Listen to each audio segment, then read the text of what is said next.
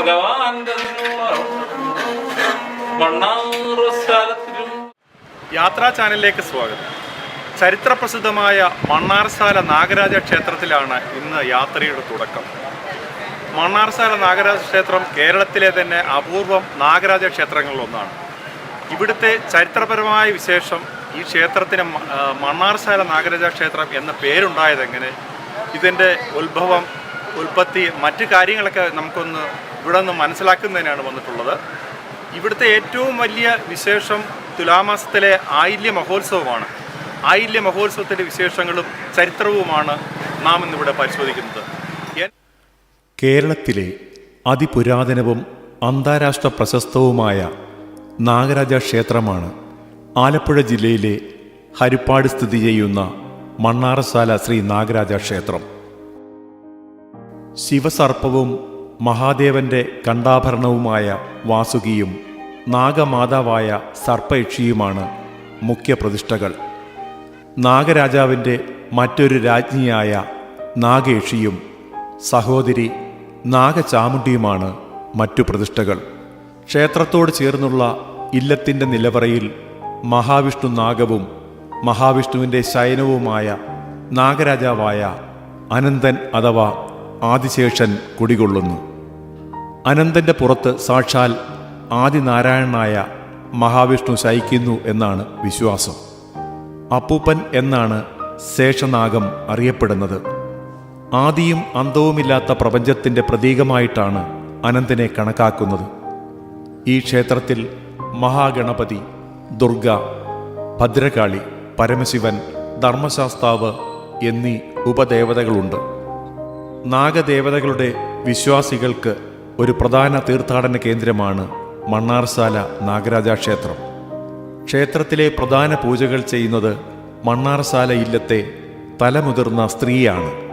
വലിയമ്മ എന്ന പേരിലാണ് ഈ പുരോഹിതയായ അന്തർജനം അറിയപ്പെടുന്നത്. നാഗരാജാവിൻ്റെ അമ്മയുടെ സ്ഥാനമാണ് വലിയമ്മയ്ക്ക് സങ്കല്പിച്ചിരിക്കുന്നത്.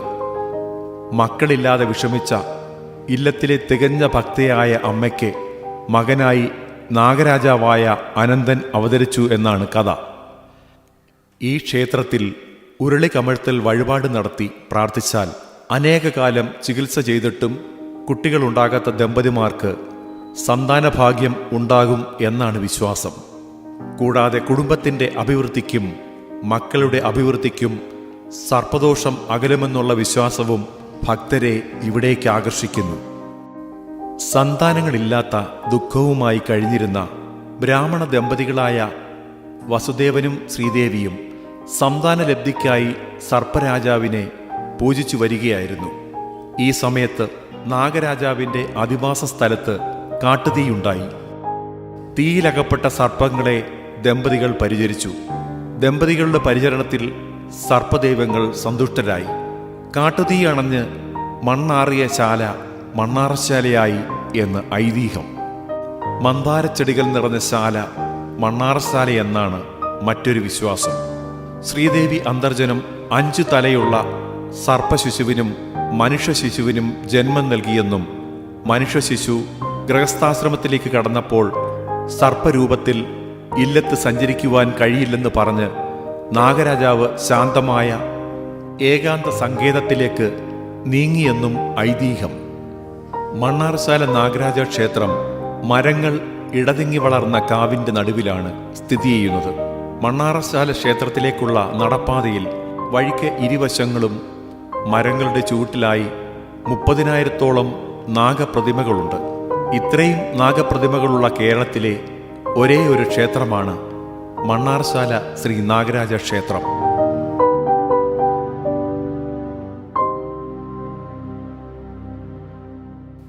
ത്രേതായുഗത്തിൽ ക്ഷത്രിയ നിഗ്രഹ പരിഹാരാർത്ഥം പരശുരാമൻ മഴുവെറിഞ്ഞ് സമുദ്രത്തിൽ നിന്നുയർത്തിക്കൊണ്ടുവന്ന ഈ കേരള നാട്ടിൽ ആദ്യകാലത്ത് സമുദ്രത്തിൽ നിന്നുള്ള ഉപ്പിൻ്റെ അംശം കൂടുതൽ ആയതിനാൽ ജനവാസം അസാധ്യമായിരുന്നു. അതിനാൽ ഈ പ്രദേശത്തെ ഫലഭൂഷ്ടമാക്കുവാൻ പരശുരാമൻ ശ്രീ മഹാദേവനെ തപസ്സു ചെയ്തു. തൻ്റെ ഭൂമിയിൽ ജനവാസം സാധ്യമല്ലാത്തതിനാൽ അതിനുള്ള പരിഹാരം ആവശ്യപ്പെട്ടു. ശ്രീ മഹാദേവന്റെ നിർദ്ദേശപ്രകാരം പരശുരാമൻ നാഗരാജാവായ വാസുകിയെ തപസ്സു ചെയ്തു തൻ്റെ ആവശ്യം അറിയിച്ചു. നാഗരാജാവ് സർപ്പഗണങ്ങളോടൊത്ത് ഭൂമിയിൽ വന്ന് വിഷജ്വാലകളാൽ ഈ ഭൂമിയിലെ ലവണാംശം നീക്കി മനുഷ്യവാസ യോഗ്യമാക്കി മാറ്റി. അതോടെ ഈ ഭൂമി വൃക്ഷലതാദികൾ തഴച്ചു വളരുന്ന ഇടമായി മാറി. ഭൂമിയുടെ രക്ഷയ്ക്കായി പരശുരാമന്റെ ആവശ്യപ്രകാരം നാഗരാജാവിൻ്റെ നിത്യസാന്നിധ്യം മന്ദാര തരുക്കളാൽ നിബിഡമായ മന്ദാരശാല എന്ന പ്രദേശം നാഗരാജാവ് തിരഞ്ഞെടുത്തു. നാഗരാജാവിൻ്റെ നിത്യപൂജകൾക്കും മറ്റുമായി ഒരു ബ്രാഹ്മണ ശ്രേഷ്ഠനെയും അദ്ദേഹത്തിൻ്റെ ഭാര്യയെയും നിയോഗിച്ചു. തുടർന്ന് ഈ സ്ഥലം മന്ദാരശാല ആയി അറിയപ്പെട്ടു. ആ ബ്രാഹ്മണന്റെ പിൻതലമുറക്കാരനായ വാസുദേവനും അദ്ദേഹത്തിൻ്റെ പത്നി ശ്രീദേവിക്കും കുട്ടികൾ ഉണ്ടാകാതെ വിഷമിച്ചിരുന്ന കാലത്താണ് അഗ്നിദേവന്റെ ആഗ്രഹപ്രകാരം കൃഷ്ണാർജുനന്മാരുടെ സഹായത്തോടെ ഖാണ്ഡവ വനത്തെ ദഹിപ്പിച്ചു. നാഗങ്ങളെ ഒന്നടങ്കം കൊന്നു നശിപ്പിക്കുന്ന സംഭവം അരങ്ങേറി. ഈ സമയം ബ്രാഹ്മണനും ഭാര്യയും ചേർന്ന് ആളിപ്പടരുന്ന തീയിൽ വെള്ളം കോരിയൊഴിച്ചുകൊണ്ട് തങ്ങളുടെ മന്ദാരശാലയെ പൂർണ്ണമായും അഗ്നി പടർന്നു പിടിക്കാതെ മണ്ണിനെ ജലത്താൽ ആർച്ചുകൊണ്ട് തീ കെടുത്തി. കാട്ടുതീയിൽപ്പെട്ട് പൊള്ളലേറ്റ നാഗങ്ങളെ ശരിയാം വിധം ശുശ്രൂഷിച്ച് രക്ഷിക്കുകയും ചെയ്തു. അഗ്നി ബാധിക്കാത്ത ആറിയ മണ്ണോടുകൂടിയ അവിടം പിന്നീട് മണ്ണാറശാല എന്ന പേരിൽ അറിയപ്പെട്ടു. സർപ്പങ്ങളോട് കാട്ടിയ ദയാദാക്ഷിണ്യത്തിന് പ്രത്യുപകാരമായി നാഗരാജാവ് സ്വപ്നദർശനം നൽകി. താൻ ആ അമ്മയുടെ മകനായി ഉടൻ ജനിക്കുമെന്നും ആ അമ്മയുടെ ദുഃഖം ഉടൻ തന്നെ അകറ്റുമെന്നും പറഞ്ഞനുഗ്രഹിച്ചു. തുടർന്ന് ഗർഭവതിയായ ശ്രീദേവി അന്തർജനം ഇരട്ട പ്രസവിച്ചു. 2 കുട്ടികളുടെ അമ്മയായി. ഒരു ശിശു മനുഷ്യരൂപിയും മറ്റേത് പഞ്ചമുഖനായ ഒരു നാഗവും ആയിരുന്നു. ഇരുവരും ഒരുമിച്ച് തന്നെ കളിച്ചു വളർന്നു. എന്നാൽ നാഗപാലന്റെ രൂപം ആ കുടുംബത്തിലെ പരിവാരങ്ങൾക്ക് ഭീതിയുളവാക്കുന്നതായിരുന്നു. ഇത് തിരിച്ചറിഞ്ഞ നാഗപാലൻ ഇല്ലത്തെ നിലവറയിൽ പ്രവേശിച്ചു ധ്യാനസ്ഥനായി നിലകൊണ്ടു. തൻ്റെ അരുമ മകനിൽ സംഭവിച്ച ഈ മാറ്റം കണ്ട് അമ്മ അത്യധികം വേദനയോടെ തൻ്റെ മകനോടൊപ്പം നിലവറയിൽ തന്നെ കഴിഞ്ഞു. എന്നാൽ നാഗരാജാവ് വാസുകി രൂപത്തിൽ ആ അമ്മയുടെ മുന്നിൽ പ്രത്യക്ഷപ്പെട്ടു.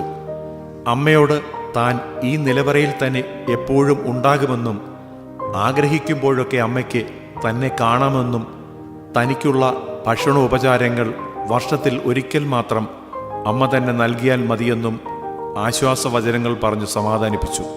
അമ്മയെ നിലവറയിൽ നിന്ന് യാത്രയാക്കി വാസുകി സ്വരൂപനായ നാഗരാജാവ് അവിടുത്തെ നിലവറയിൽ നിദ്രയിൽ കുടികൊണ്ട് കഴിയുന്നു എന്നാണ് വിശ്വാസം. മകൻ്റെ സ്നേഹപൂർണമായ നിർബന്ധത്തിനു വഴങ്ങി മകൻ്റെ നിർദ്ദേശപ്രകാരം തുടങ്ങിയ പതിവ് ഈ കുടുംബത്തിൽ ഇന്നും തുടരുന്നു.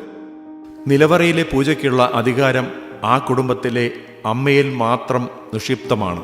പിൽക്കാലത്ത് തെക്ക് ഭാഗത്ത് നിർമ്മിച്ച നാലമ്പലത്തിനുള്ളിൽ നാഗരാജാവിൻ്റെയും നാഗയക്ഷിയമ്മയെയും പ്രതിഷ്ഠിച്ച് പൂജകൾ നടത്തിവരുന്നു. ചിത്രകൂടങ്ങളിലായി നാഗചാമുണ്ടിയെയും നാഗയക്ഷിയെയും പ്രതിഷ്ഠിച്ചിരിക്കുന്നു. ഈ നാലമ്പലത്തിൽ ഉള്ളിൽ തന്നെ അമ്മയുടെ തേവാരപ്പുരയും ഉള്ളത്. വിശേഷ ദിവസങ്ങളിൽ മാത്രമേ അമ്മ നേരിട്ട് പൂജകൾ ചെയ്യൂ. പകൽ പൂജ മാത്രമേ ഈ ക്ഷേത്രത്തിൽ പതിവുള്ളൂ. സന്ധ്യയായാൽ വിളക്ക് കത്തിക്കുന്ന പതിവ് മാത്രമാണ് ഇവിടെയുള്ളത്. സന്താനങ്ങൾ ഇല്ലാത്ത ദമ്പതികൾ ഇവിടെ വന്ന് സംശയലേശമെന്നിയെ ഭക്തിപൂർവം ഉരുളി കമിഴ്ത്തി വഴിപാട് ചെയ്താൽ ഫലം നിശ്ചയം തന്നെ ആണെന്ന് വിശ്വാസം. എല്ലാ മാസത്തിലെയും ആയില്യം നാളിൽ ആയില്യം പൂജയും കന്നി, തുലാം, കുംഭം മാസങ്ങളിൽ ആയില്യം നാളിൽ ആയില്യം എഴുന്നള്ളത്തും ആണ് ഇവിടുത്തെ പ്രധാന ആട്ടവിശേഷങ്ങൾ. ശിവരാത്രി ദിവസം സർപ്പബലിയും ഉണ്ട്. വർഷത്തിലെ പ്രധാന ഉത്സവം തുലാമാസത്തിലെ ആയില്യം നാളിൽ ആണ്. കേരളത്തിലെ ഏറ്റവും പുരാതനമായ നാഗക്ഷേത്രങ്ങളിലൊന്നാണ് മണ്ണാറശാല ശ്രീ നാഗരാജ ക്ഷേത്രം.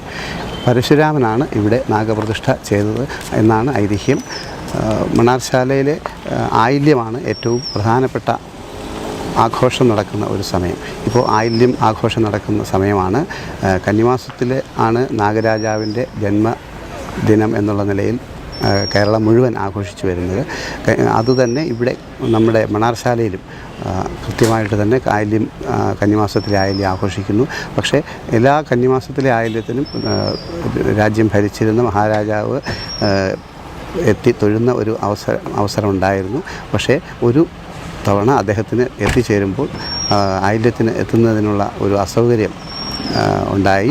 ആ അസൗകര്യം കാരണം അദ്ദേഹത്തിന് ആയില്യ ദിവസത്തെ ദർശനം നടത്താൻ കഴിയാത്ത സാഹചര്യത്തിൽ തൊട്ടടുത്ത മാസമായ തുലാമാസത്തിലും ഇതേപോലെ എല്ലാ ചടങ്ങുകളും കന്നിമാസത്തിലേതിന് തുല്യമായ ചടങ്ങുകളോടുകൂടി ഒരു ആഘോഷമായിട്ട് നടത്തണം എന്ന് അദ്ദേഹത്തിൻ്റേതായ ഒരു നിർദ്ദേശവും കൂടി വന്നതിൻ്റെ അടിസ്ഥാനത്തിലാണ് തുലാമാസത്തിൽ നമ്മളിവിടെ ആഘോഷമായിട്ട് ഇപ്പോൾ ആയില്യത്തിൻ്റെ ആ ഒരു രീതിയിൽ നടന്നു വന്നത്. അത് ഇന്നും തുടർന്നു പോവുകയും ചെയ്യുന്നുണ്ട്. ഇന്നിപ്പോൾ പുണർത്ത നാളാണ്. ഇന്ന് മഹാദീപക്കാഴ്ചയോടെയാണ് നമ്മുടെ ആയില്യ മഹോത്സവങ്ങൾ ആരംഭിക്കുന്നത്. അതിനുശേഷം വിവിധ പൂയം തൊഴിൽ നാളെയാണ്. ഏറ്റവും പ്രധാനപ്പെട്ട വിശേഷമായ ആയില്യം ബുധനാഴ്ചയാണ് 16-ാം തീയതി. എല്ലാ ഭക്തജനങ്ങൾക്കും ഭഗവാന്റെ അനുഗ്രഹം ഉണ്ടാകണം. എത്തിച്ചേരുന്ന ഭക്തന്മാർക്ക് ആവശ്യമായ എല്ലാവിധ മുന്നൊരുക്കങ്ങളും നടത്തിക്കൊണ്ടിരിക്കുകയാണ്. അതിൻ്റെ ഏകദേശം പൂർണ്ണമാകുകയാണ്. ഇന്ന് മണ്ണാർശാല ശ്രീ നാഗരാജ പുരസ്കാരം ക്ഷേത്രകലകളിലെ ഏറ്റവും പ്രഗത്ഭരായ 4 കലാകാരന്മാരെ ആദരിക്കുന്നൊരു ചടങ്ങാണ്. ശ്രീ കെ ജയകുമാർ IAS അദ്ദേഹമാണ് ഈ ചടങ്ങിൻ്റെ ഉദ്ഘാടനം നിർവഹിക്കുന്നത്. മറ്റു പ്രമുഖ വ്യക്തികളും കുടുംബാംഗങ്ങളും എല്ലാം പങ്കെടുക്കുന്ന ഈ ചടങ്ങാണ് ഇന്നത്തെ 3 മണിക്ക് നടക്കുന്ന ഈ ചടങ്ങ്. 100 പാലും സർപ്പബലി, പാലും പഴവും നിലവറ പായസം, അപ്പം എന്നിവയാണ് ഇവിടുത്തെ പ്രധാന വഴിപാടുകൾ. കൂടാതെ സർപ്പരൂപ സമർപ്പണം, ഉപ്പും മഞ്ഞളും സർപ്പപുറ്റും മുട്ടയും സമർപ്പണം എന്നിവയും ഇവിടുത്തെ വഴിപാടാണ്. ത്വക്ക് രോഗങ്ങളുടെ നിത്യശാന്തിക്കായി ഇവിടുത്തെ അമ്മയുടെ നിർദ്ദേശം സ്വീകരിച്ച് ചികിത്സ ചെയ്യുന്നതും പൂർണ്ണ ഫലപ്രാപ്തി നൽകും എന്നാണ് വിശ്വാസം. പൊതുവെ നാഗദൈവങ്ങൾക്ക് പ്രാധാന്യമുള്ള ദിനമാണ് ഓരോ മാസത്തിലെയും ആയില്യം. തുലാമാസത്തിലെ ആയില്യമാണ് ചരിത്രപ്രസിദ്ധമായ മണ്ണാറശാല ആയില്യം. സ്ത്രീകൾ പൂജാതി കർമ്മങ്ങൾക്ക് നേതൃത്വം നൽകുന്ന ചടങ്ങ് എന്ന പ്രത്യേകതയും ചടങ്ങിനുണ്ട്. മണ്ണാർശാലയിൽ നാഗരാജാവ് ചിരഞ്ജീവിയായി വാഴുന്നു എന്ന് വിശ്വസിക്കപ്പെടുന്നു.